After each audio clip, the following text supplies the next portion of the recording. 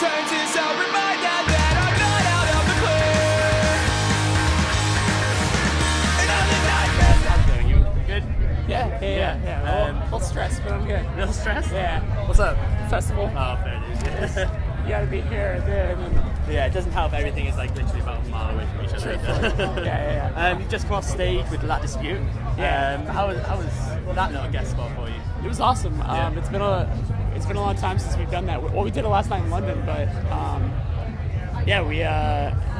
we're not always playing together these days. Like we're always in different parts of the world, it seems. So it's nice. It's been a long time. I was gonna say it must be nice to sort of catch up with those guys. You did that a few years ago. Did you that tour with them, Euro, UK, that sort of thing. Right. So, it must be nice to sort of catch up with those guys. Absolutely. They're still some of our best friends. So it's nice to see them. How was the Scarlet show last night as well? Was it? It was great. Yeah. Yeah, it was great. Awesome. Where am I going here? Right. So you toured the UK back in February. Was that right? Earlier this year. Just. Not. I'm trying, dude. I mean, it's all blank. We did a lot of mainland last time we were here.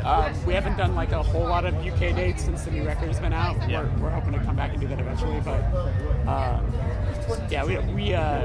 we did a lot of UK. I believe it was in the fall. Oh, it might have been there. I was thinking of an interview sort of yesterday actually, where in the Norwich show you guys had to sort of stop that a little bit early due to sort of stage divers. We had like one song left, and there was just a couple of kids who just couldn't not be rude. Yeah. So it was out of frustration. Yeah. But what I want to ask was sort of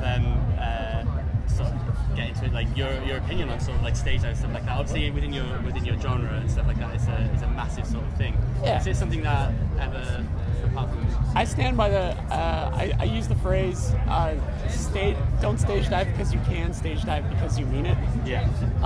Just because you can, it doesn't always mean it's appropriate. Like if you're the guy who's trying to be the star of the show and just do it the whole set, not only does the crowd hate you, but we hate you. Yeah. Like stop it. It doesn't feel cool. A lot of times you notice that these kids kind of just doing it into hopes like end up on a picture on Tumblr or something. Yeah. You know what I'm saying? Like, so that gets a little disheartening. It's the same thing as like in the early 2000s when there'd be kids going to shows just to like mosh. Yeah. Where you're like, come off it, and then now it's this. So you can't always have a perfect situation. Yeah. So it was that whole sort of controversy with sort of Warped Tour sort of banning moshing and stuff like that as well. Oh yeah. And just get your opinion on it really. What I want to ask as well, the BBC sessions you guys do, you had a physical release a couple of years ago. Yeah. You just announced another one as well. Yeah, volume 2. What's the decision behind releasing those as a physical volume?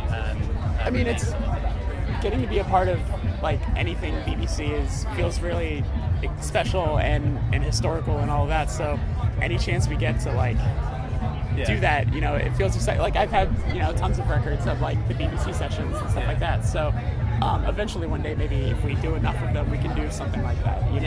So it's exciting. And what is your relationship with the BBC? They've been nice to us. Yeah. Radio One has always been really nice to us, and we're thankful. Was it through Mike Davies? Mike Davies, I've been on the air with Mike Davies a couple times, like gone to the studio, hung out with him, and done all that. He's an awesome guy. He's super supportive. Yeah. So really supportive of the whole sort of scene in general. Exactly. Yeah. If I can just go on to his Survive by a little bit then. That release obviously came off the back of an incredibly successful record.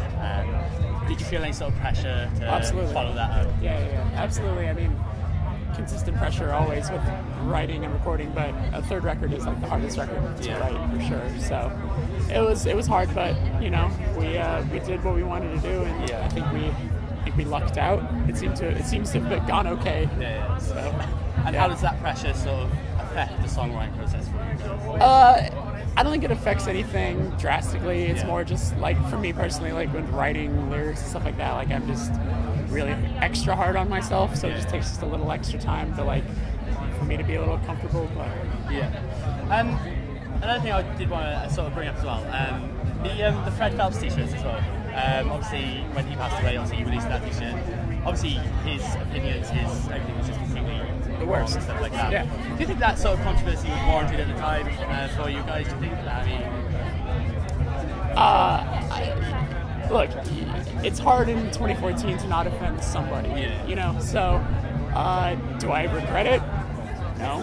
I hope he's getting eaten by worms. Yeah. He's a terrible person. Oh yeah, that was what I was saying. Definitely. And there was a lot of misunderstanding. Like, that was a shirt that we made when our band first started. Yeah. You know, and we had a couple of kids saying, "Yo, you should reprint that shirt." Yeah. And then we figured, yeah, we should. And then we'll have the proceeds go to a cause that he would hate. Yeah. Because that's justice, you know. So that's what we looked at it. As a band as well, I mean, that whole Westboro Baptist Church thing started releasing covers of bands that are like within sort of the surrounding scene of Panic at the Disco, for example. Oh, they did? I mean, yeah, did you not hear that? Oh, dude, don't even listen to this. It's fucking I've horrendous. seen them do like their song renditions, and it's just like, Yeah.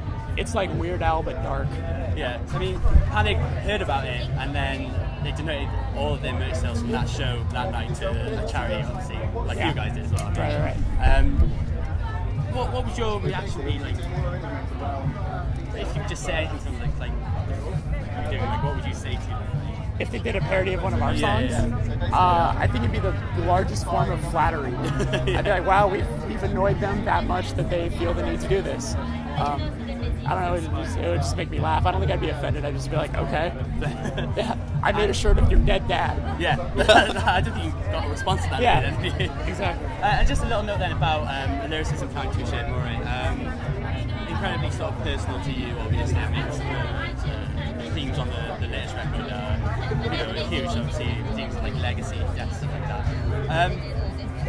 What I wanted to ask, are there any sort of things that you wouldn't put on tape or anything like that? Or do you find music as a coping mechanism, something which is massively important?